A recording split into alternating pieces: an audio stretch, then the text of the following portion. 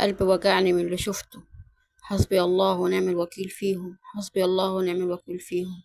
ايه ذنب الأسرى الفلسطينيين ان هم يعدموهم كده اعدام جماعي؟ الاف من الأسرى الفلسطينيين اسرائيل بتعدمهم اعدام جماعي.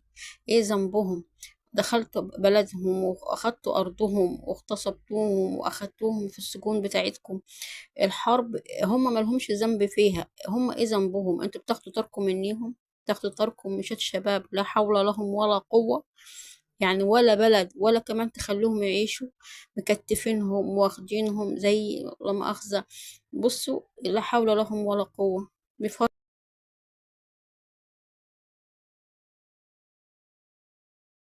حسبي الله ونعم الوكيل فيكم. ايه ذنبهم؟ احنا خلاص علامات القيامة قامت، احنا خلاص علامات القيامة قامت. ليه انتوا بتعملوا كده؟ ليه بتعملوا كده؟ مفيش بلد بقت آمنة، مفيش بلد بقت آمنة.